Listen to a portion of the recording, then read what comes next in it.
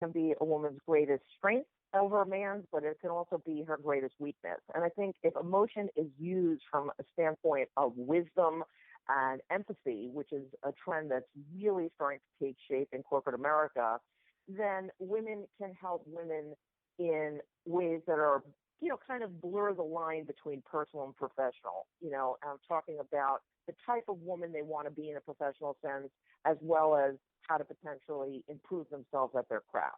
I think men look at things much more from a very linear standpoint of, you want to get from point A to point B, and this is how I did it and how you might want to think about doing it. Whereas a woman, in her highest form, if she's doing mentoring at the level I think it's intended, would look to shape a woman's character as much as her career. That's true. I mean, women want to love what they do and enjoy what they do, and men very often it's a prestige and power kind of play more than anything else. But it is interesting how there is a dichotomy there. So I know that you love talking to women who are at the top of their games, and they use that platform to inspire other females. And we've talked about this a lot. But why is this so important to you? Because I can hear this as a theme throughout everything that you're doing. I just feel that, I don't know. It's not that I am a feminist, or I think it has to be all women all the time. I just think it's a unique time in history where women have stepped up to the stage in a way they perhaps didn't have an opportunity to do before. And, whether it's because we have Hillary running for president, or, I think there's more interesting examples. I think that Virginia Romney and what she's done to turn around IBM, I think that's an example of a great woman doing great things. And I think that more often than not in the past, we've looked at women who have ascended to high positions of power as one-offs. And we've also looked, unfortunately, from the standpoint of the media and the general public, to look at them with an eye on waiting for them to fail. And I think that the time has come where having women in power is not as much of a unicorn occurrence as it was in the past. And hopefully we have the opportunity to shape women's leadership into something that's really going to have an impact at this critical time of transformation in history, as opposed to just being, standing in astonishment when a woman accomplishes something, because it's really not that astonishing anymore. Well, that's so very true. That is so very true. And, you mentioned having, a woman for president. I think if more women were in real leadership positions in the world, we would have a much more peaceful world. And I'm all for that. I mean, we have women leading countries, like Germany, like Ireland, and we can't seem to get that done in the U.S. So it's going to be very interesting to see how all of these election and the primaries turn out. Now, if you had one piece of advice for women in the world, what would it be?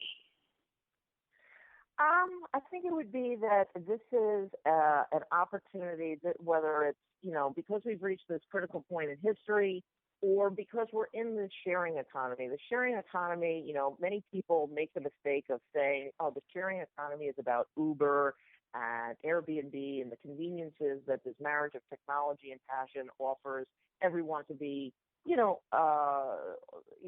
change their life in some way from a standpoint of convenience. But really what this economy is an opportunity for anyone to find out what their passion is, leverage technology as the democratizing agent it is, and share it with the world. And I think that women have, everyone has an opportunity to do this today, but I think that women are at a point in history where they want to do this, where they can do this.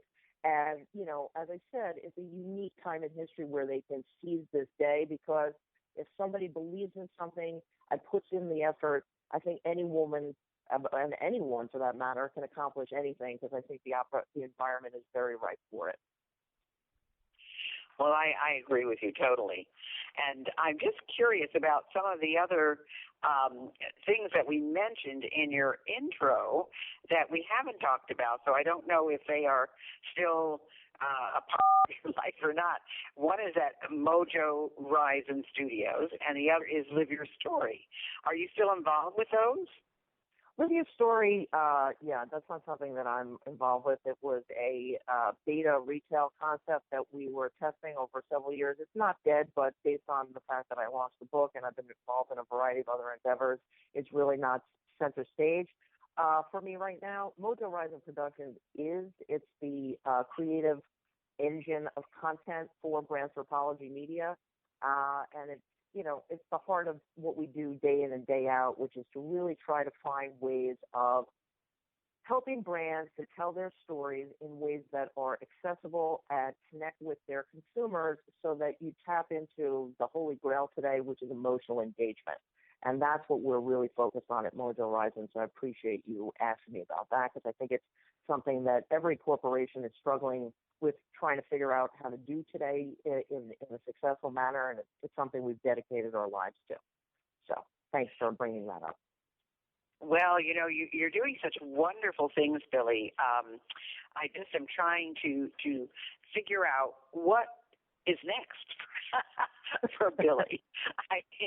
You've done so many things already, and I know being an entrepreneur, your mind never stops. I mean, you're always creating new things, and as you come across new ideas, you get excited about it, and off you go on another tangent. So, what's ahead for Billie?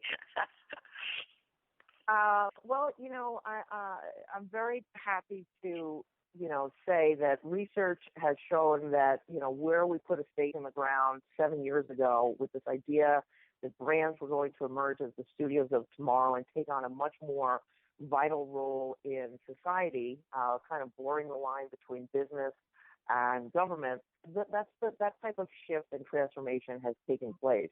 And, a recent study by PwC actually came out and said that one of the most critical things that CEOs and major companies need to do is figure out how to talk to their consumers in ways that share stories that are related to softer issues that really enable them to connect with their public in meaningful ways that provide value and purpose, all with an eye on achieving this level of emotional engagement. I truly believe that over time, a company's overall valuation will be assessed as much for what they make as for who they are and the value that they provide and how they engage with their key publics. And I think that what we're doing on a day in and day out basis in that realm at Brandthopologie and Mojo Horizon, that's something that we've only begun to scratch the surface on, and it's something that I really look forward to working with the innovators who trust in me and my team to disrupt and imagine and do things in new ways. Very excited to see what the future holds in that realm, because, as I said, I think we've only just begun to see what's possible there.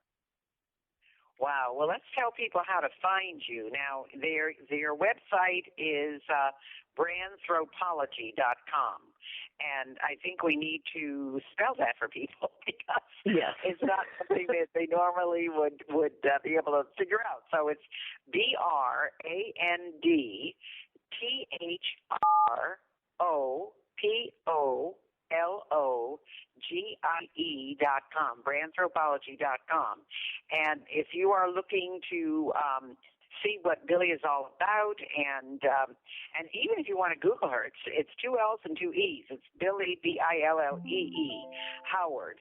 And so I think you should pay attention to what she has to say, because she's an innovator, and she's an entrepreneur, and she's a big thinker, and that's all that you need to know to be successful in your own business. So check her out, and check out brandthopologie.com. I want to thank you so much for being with us today, Billie, and I'm glad we got to know a little bit about you and everything you've done in your companies, and for all your wise words of wisdom.